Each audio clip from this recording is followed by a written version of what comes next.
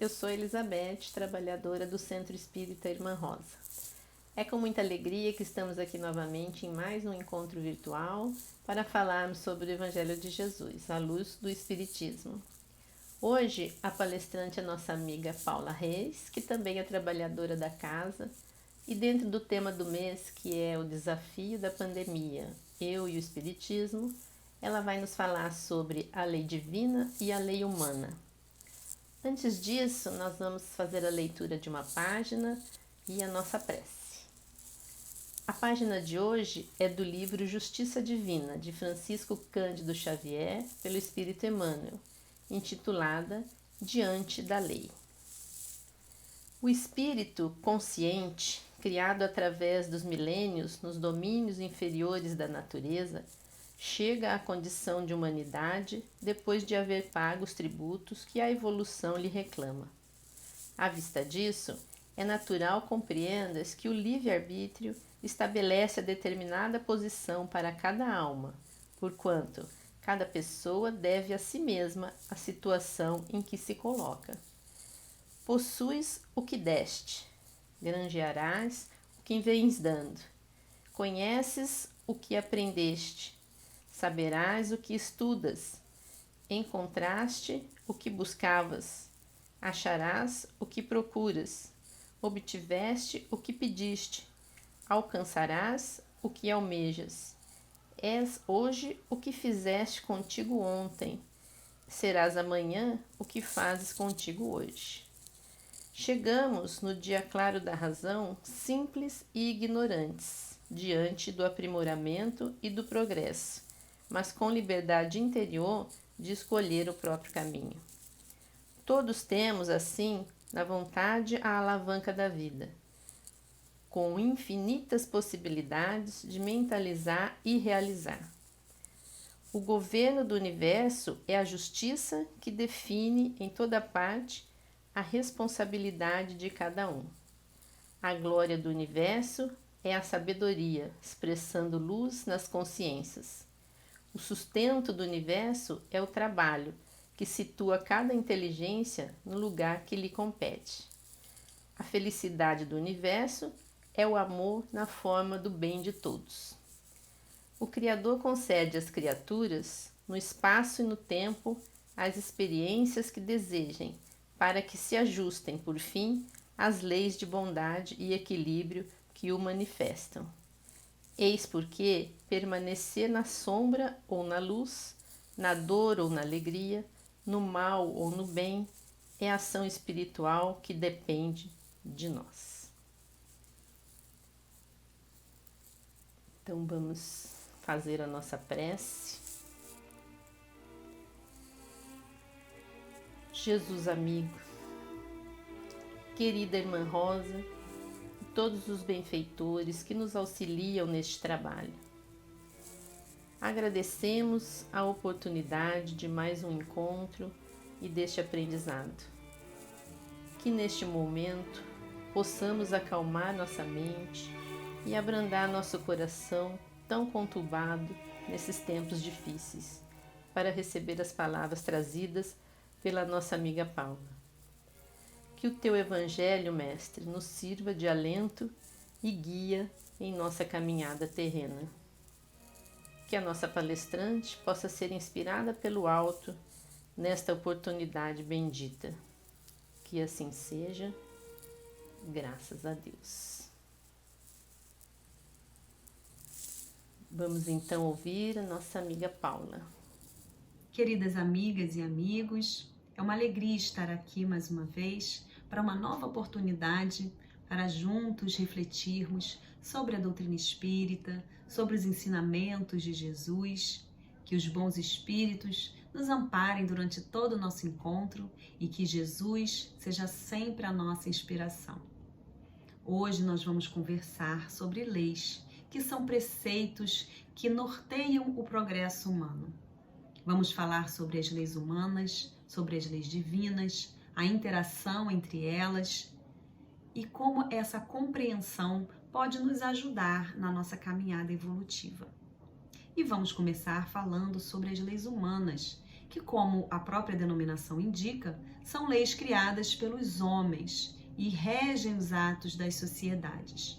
Visam garantir a justiça para todas as partes, sejam empresas e consumidores, empregados e empregadores, de forma que todos sintam que os seus direitos estão sendo respeitados. As leis humanas são imprescindíveis para o funcionamento das sociedades, porque se elas não existissem, cada cidadão iria agir de acordo com as suas convicções do que é certo, do que é errado, de acordo com os seus interesses, com as suas prioridades, e haveria então uma grande instabilidade nas sociedades.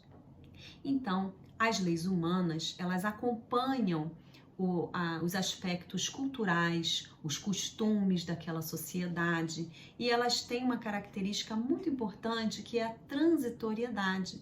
Por quê? As leis humanas refletem as características dos seus criadores, ou seja, dos homens.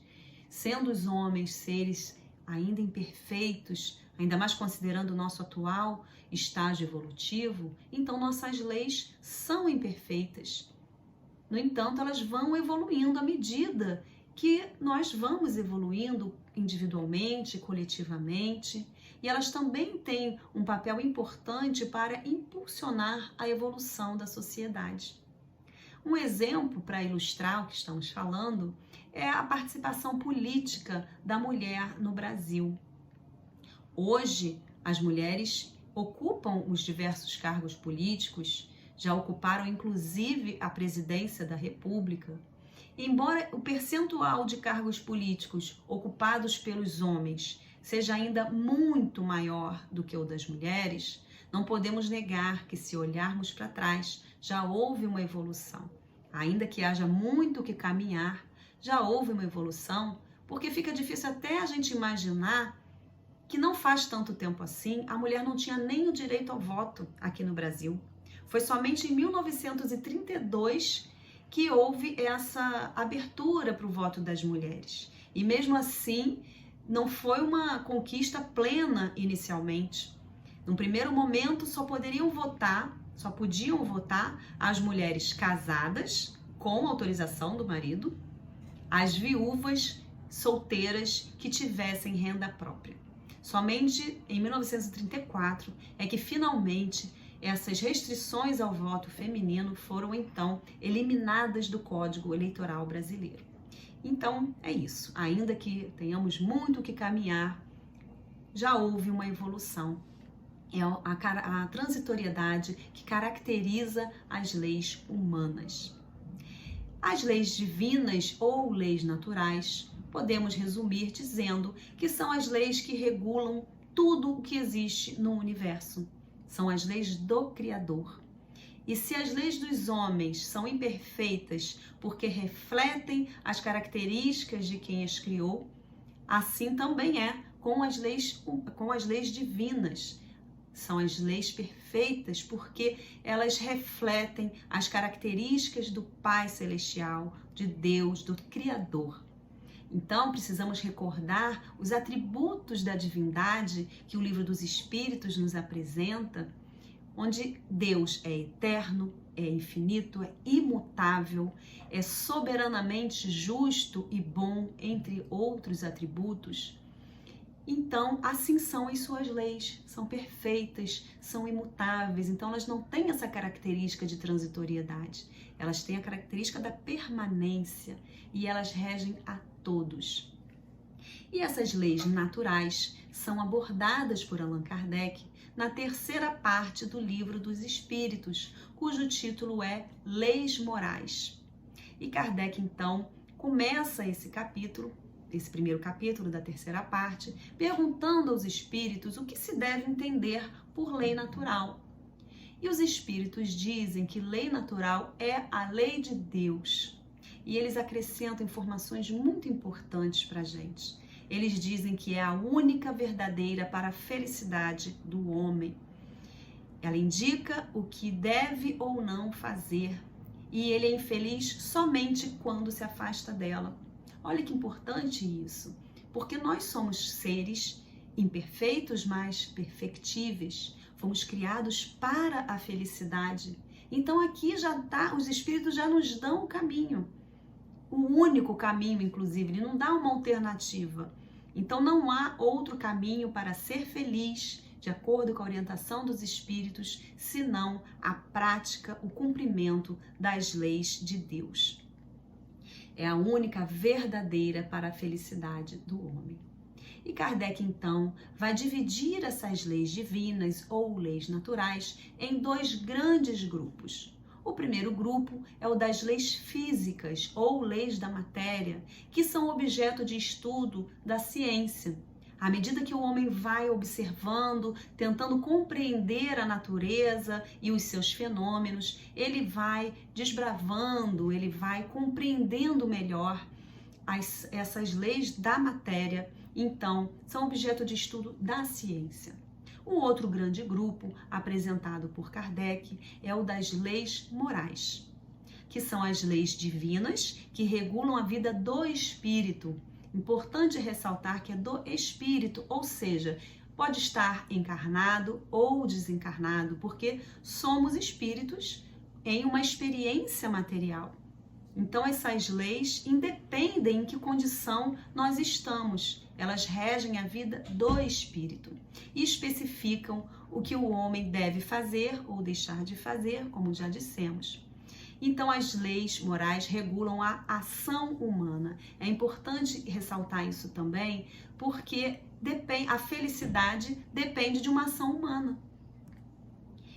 E agora eu vou trazer um trecho de um livro que o título é Leis Morais da Vida. Esse é um livro do espírito Joana de Ângeles, psicografado por Divaldo Franco, e ele traz um texto com esse mesmo título, né, o texto inicial, e nós vamos pensar aqui alguns trechos desse livro para trazer uma bela ilustração das informações que vamos trazer, essa ilustração com o texto de Joana de Ângeles. Ela diz assim: são de todos os tempos as leis morais da vida, estabelecidas pelo Supremo Pai. Invioláveis, constituem o roteiro de felicidade pelo rumo evolutivo, impondo-se paulatinamente à inteligência humana, achando-se estabelecidas nas bases da harmonia perfeita em que se equilibra a criação. Então, de uma forma primorosa, Joana de Ângeles resume o que falamos até aqui. É o caminho da felicidade, é o roteiro da felicidade, é de todos os tempos, ou seja, ela está falando da permanência, da imutabilidade, da perfeição das leis de Deus e de toda a harmonia que rege a criação, sejam as leis da matéria, sejam as leis do espírito, são as leis perfeitas do Criador. E Allan Kardec, então, nos apresenta 10 leis morais nessa terceira parte do Livro dos Espíritos. Ele começa falando da lei de adoração, depois da lei do trabalho. Em seguida, ele nos apresenta as leis que regulam a vida corporal, que são lei de reprodução, lei de conservação, lei de destruição. Na sequência, Kardec nos apresenta as leis que regulam a vida em sociedade, que são lei de progresso, lei de igualdade, lei de liberdade e, por fim, a lei de justiça, amor e caridade, que os espíritos nos dizem que é a lei que sintetiza todas as outras. Então, é importante mergulharmos nessa terceira parte do livro dos Espíritos para que possamos compreender melhor essas leis e assim extrair as orientações necessárias que vão nos ajudar a colocar em prática essas leis que os Espíritos nos informam que estão gravadas na nossa consciência. Ou seja, todos nós temos acesso a essas leis, trazemos dentro de nós. Então, a cada oportunidade reencarnatória que Deus nos oferece, temos a chance de compreender melhor essas leis que trazemos dentro de nós. E para nos ajudar a nos orientar, a compreender melhor, Kardec pergunta na questão 625, é uma questão muito comentada em todas as abordagens espíritas, porque ela é fundamental para a nossa compreensão. Kardec pergunta: qual o tipo mais perfeito que Deus ofereceu ao homem para lhe servir de guia e modelo? E os espíritos, de uma forma muito assertiva, eles informam que é Jesus. Eles dizem que Deus nos oferece em Jesus como o mais perfeito modelo e a doutrina que enviou é a mais pura expressão dessa lei. Então, modelo e guia. Modelo é aquilo que devemos imitar, é aquilo que deve nos inspirar, é um molde. E guia é o que nos mostra o caminho. Então, esse é Jesus, é o nosso modelo e guia. O ser mais puro que já apareceu aqui na Terra. E mais uma vez trazemos as palavras iluminadas de Joana de Ângeles, ainda nesse texto Leis Morais da Vida. Ela nos diz que dentre todos, porém, foi Jesus o protótipo da misericórdia divina, o tipo mais perfeito que Deus tem oferecido ao homem para lhe servir de guia e modelo, o próprio Rei Solar, vivendo em toda a pujança o estatuto das leis morais, deu cumprimento às ordens humanas, submetendo-se pacificamente, instaurando o período fundamentado na de amor, que resume todas as demais e as comanda com inexcedível maestria. Então esse é o Mestre Jesus, o nosso modelo e guia.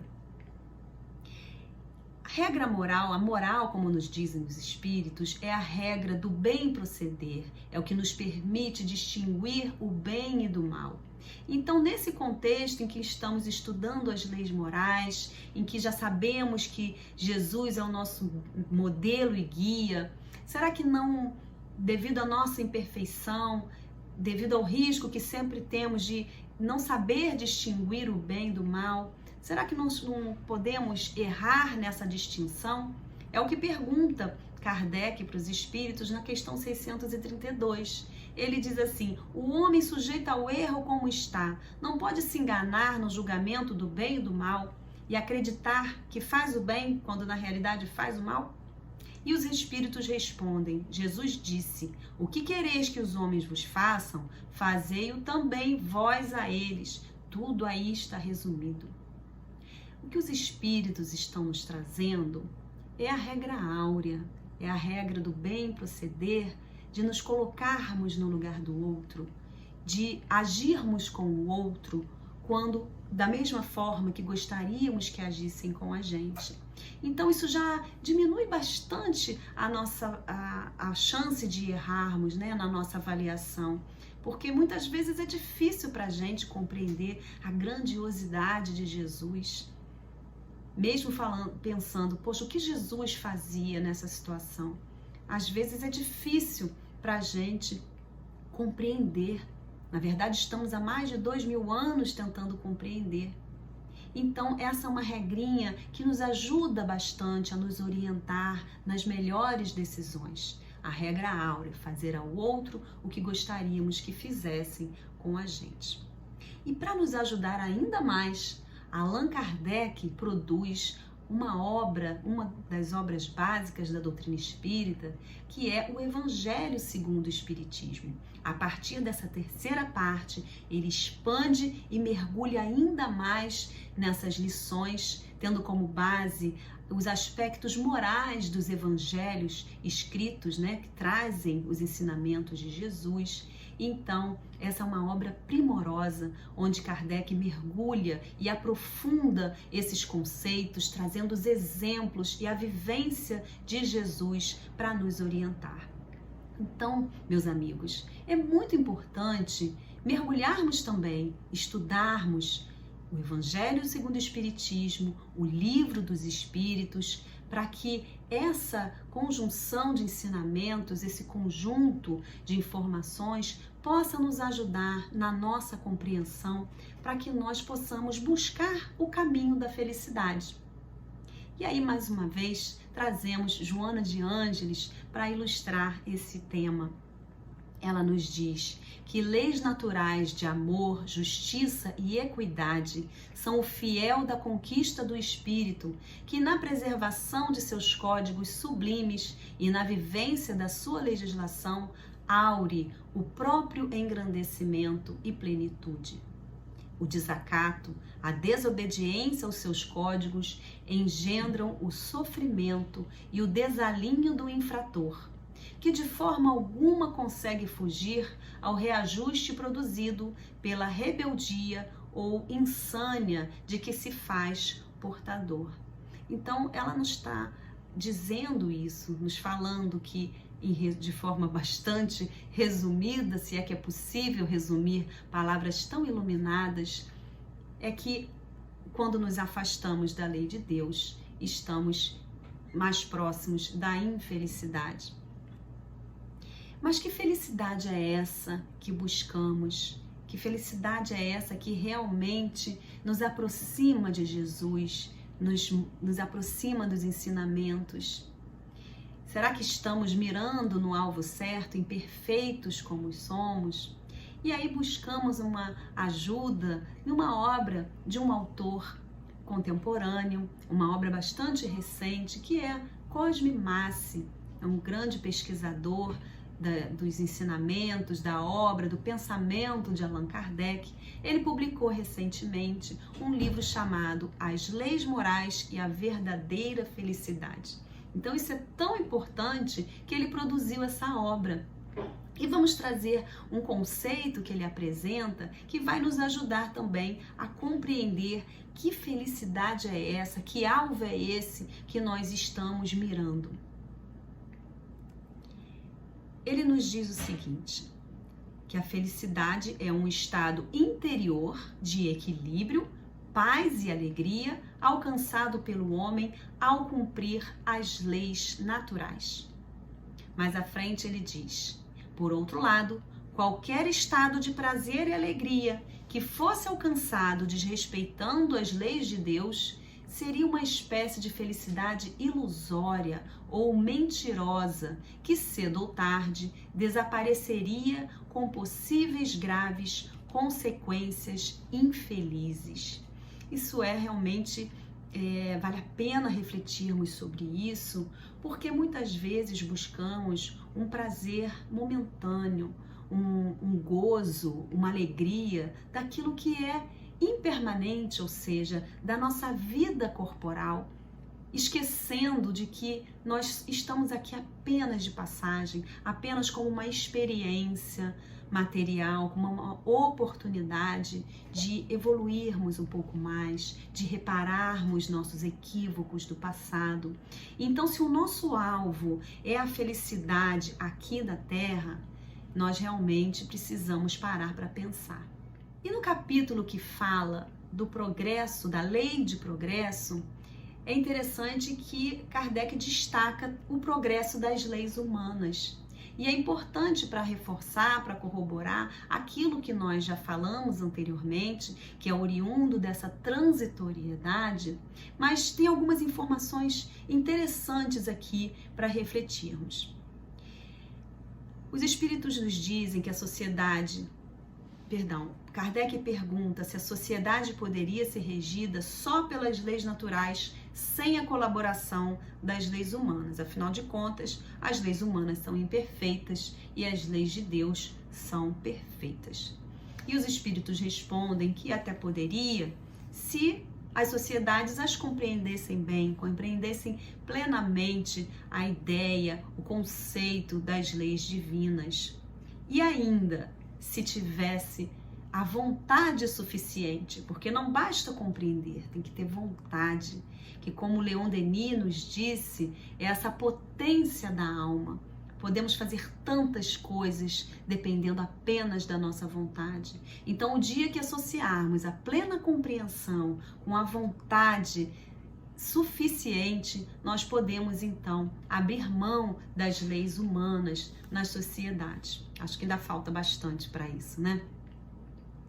No passado, Os espíritos nos dizem que havia necessidade de leis até mais enérgicas. Se pensarmos, por exemplo, na época de Moisés, eram leis compatíveis com espíritos ainda muito embrutecidos, né? Mas, como já falamos, isso vai mudando também. Ao longo do tempo, as leis não precisam ser tão rigorosas como já foram no passado.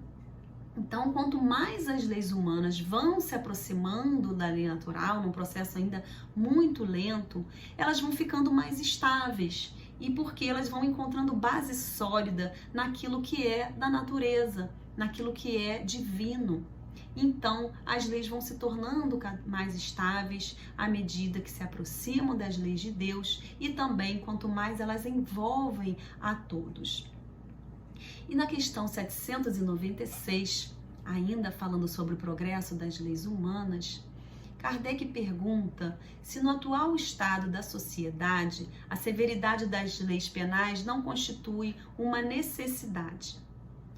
E os espíritos dizem que uma sociedade depravada certamente precisa de leis severas. Infelizmente, essas leis mais se destinam a punir o mal depois de feito, ou seja, são leis meramente punitivas. Elas visam a punição e não a orientação para que ela não acontecesse, para que o delito não acontecesse. E aí, uma frase que realmente é de grande relevância para a nossa compreensão. Os espíritos dizem que só a educação poderá reformar os homens, que então não precisarão mais de leis tão rigorosas. Mais uma vez, os espíritos são muito assertivos.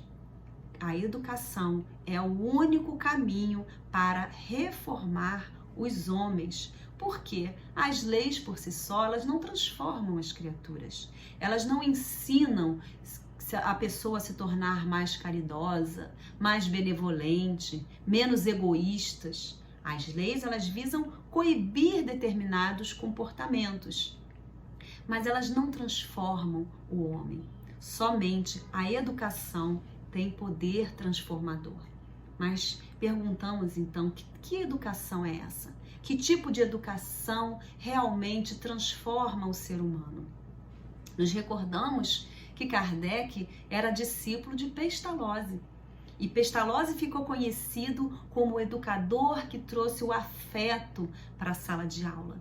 E nos deixou um legado de uma educação, de uma proposta educativa que envolve cérebro, coração e mãos. Então essa é a proposta também do Espiritismo, a educação do ser integral. Dora Encontre, que é uma educadora espírita, ela tem um livro cujo título é A Educação Segundo o Espiritismo. E ela traz informações também muito interessantes para que possamos refletir sobre isso.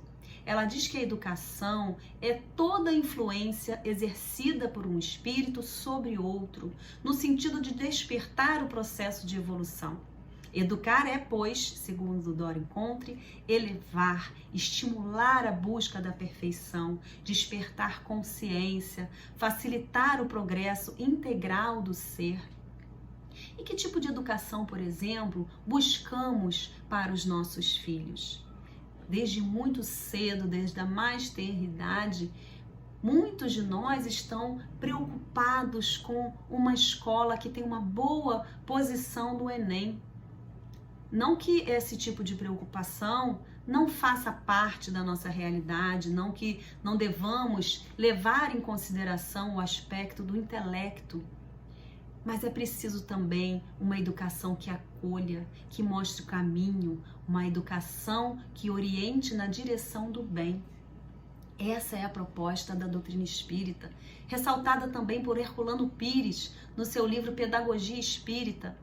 Ele diz que o Livro dos Espíritos é um manual de educação integral, oferecido à humanidade para a sua formação moral e espiritual na escola da Terra. Sim, estamos aqui numa grande escola, aprendendo, reaprendendo, voltamos tendo mais uma oportunidade e outra oportunidade. Como vimos anteriormente, a felicidade depende da nossa ação. e estamos aqui para exercitar isso. O intelecto bem desenvolvido, ele já nos levou a cometer grandes equívocos. Já desenvolvemos armas muito potentes, já fizemos muita guerra em consequência dessas armas de altíssima tecnologia, fazemos ainda. Então, meus amigos, é preciso compreender essas leis que foram aqui apresentadas. É preciso mergulhar nesses conceitos para que possamos finalmente compreender o verdadeiro caminho para a nossa felicidade. Não essa felicidade efêmera, momentânea, mas a verdadeira felicidade para a qual fomos criados. E nesse contexto que estamos vivendo de pandemia, como estamos nos comportando? Estamos praticando as leis morais que nos são possíveis?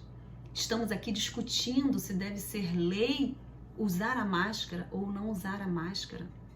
Me recordo que uma vez estive, logo no início dessa pandemia, estive no mercado, a gente se sentindo meio estranho ao sair à rua, mas era preciso fazer compras, né?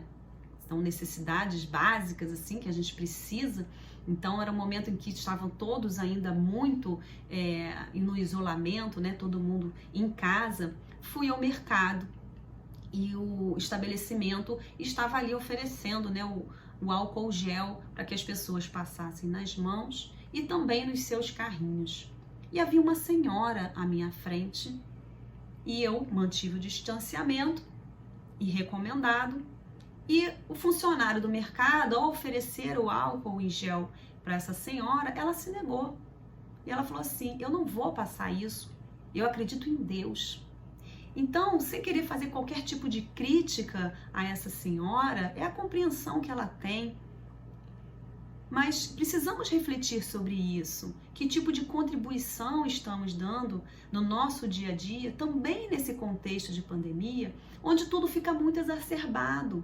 É um momento de crise em que precisamos rever as nossas atitudes e que está tudo mais de perto da gente, estamos mais dentro de casa, estamos mais próximos dos nossos familiares. Então é um momento que, na verdade, gera aflição, gera angústia, insegurança, mas precisamos exercitar a nossa fé e aproveitar esse momento como uma grande oportunidade de refletirmos sobre as nossas atitudes.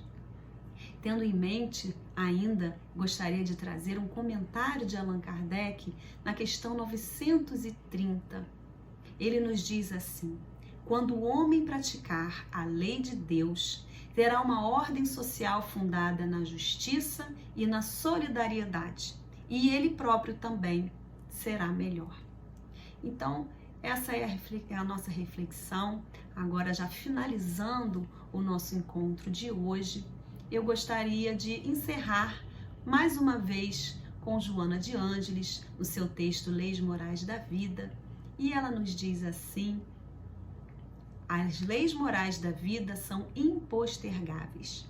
Ninguém as derroca, não as subestima impunemente, não as ignora, embora desejando fazê-lo. Estão esculpidas na consciência das criaturas. Mesmo o bruto sente-as em forma de impulsos ou pelo luzir da sua grandeza transcendente nos pródromos da inteligência. Leis imutáveis são as leis da vida. Então, meus amigos, eu gostaria de agradecer mais uma vez por esta oportunidade e eu passo agora a palavra para nossa querida amiga Eliane, que vai fazer a nossa prece de encerramento e de fluidificação das nossas águas. Muita paz e até uma próxima vez. Queridos irmãos, vamos aproveitar esses instantes para agradecermos profundamente ao nosso Pai, de infinita bondade e justiça, por todas as dádivas que recebemos e que muitas vezes não percebemos.